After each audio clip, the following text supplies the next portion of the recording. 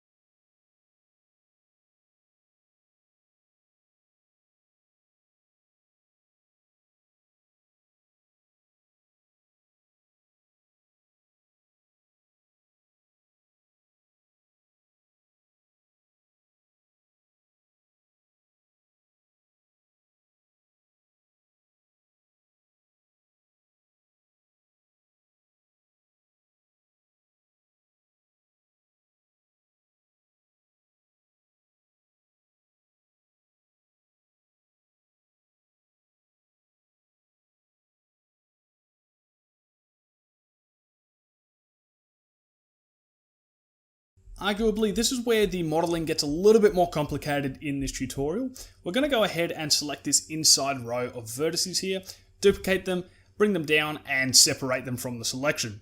We then want to use the bottom of the black detailing on the back of the helmet as a guide for how this is going to curve around.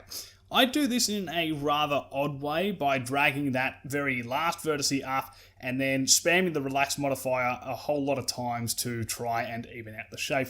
I personally, in hindsight, would advise against this, as I think I sort of create more work than is necessary for me. I would instead just one by one sort of bring the vertices up as I'm doing here first, and then you could use the relax operation afterwards to just smooth out the shape. The way I did it is rather unnecessary, and I'd advise against it. Otherwise, you could end up with some shapes that aren't quite representative of what we want in the final product. Once again, similar to how we did the detailing for the visor brim, we are going to be using a Solidify modifier for this back section of the helmet, just to save us from having to muck around with a whole lot of unnecessary extrusions.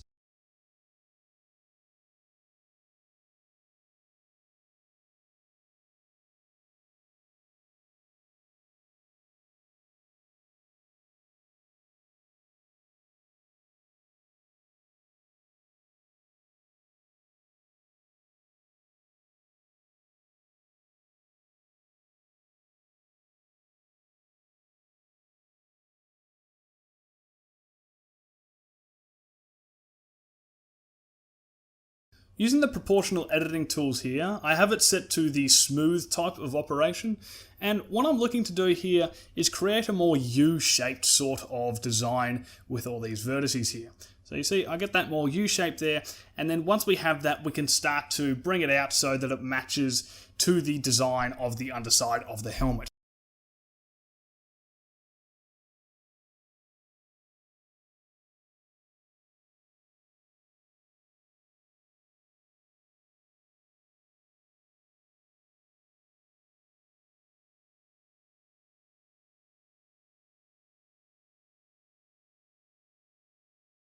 Now that we have the correct profile of this shape, we can go ahead and make a duplicate of it, and we can just slide it up. Now, we can actually ignore the bottom version of vertices. In fact, you don't even need to make a duplicate version if you don't want. You could simply just drag the vertices up. I think I more so made a duplicate just in fear of ruining the shape and needing to revert to a previous point. So we don't actually need that bottom row of vertices, as we're just going to go ahead and modify the shape that we have here to better fit with the design of the helmet, since it is a little bit closer to the back end of the helmet here.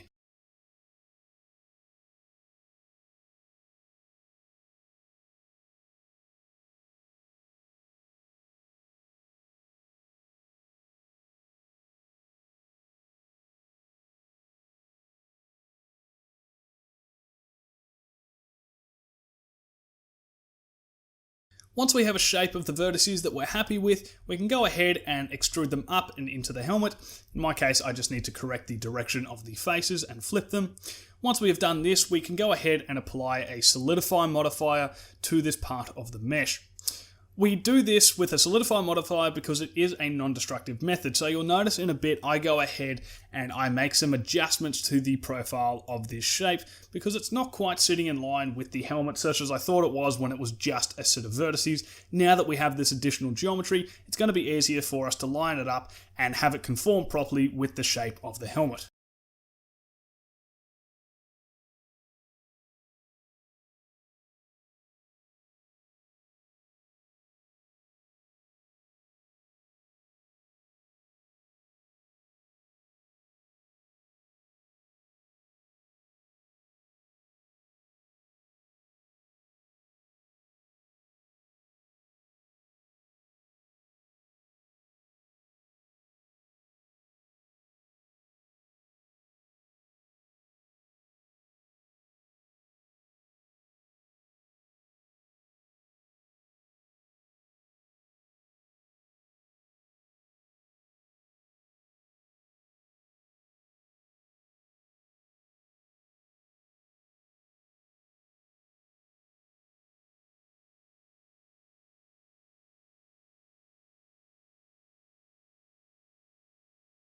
Once we've got a design profile that we're happy with, we can go ahead and duplicate it twice, bringing it down and scaling it in a bit to create that nice tapered effect at the back of the helmet.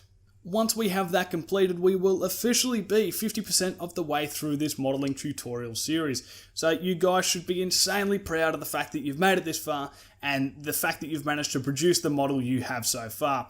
It's just going to keep getting better from here on in as we continue to progressively add more detail to it. In saying that, I shall see you guys in the next episode as we continue to model out the details in the back of the helmet here.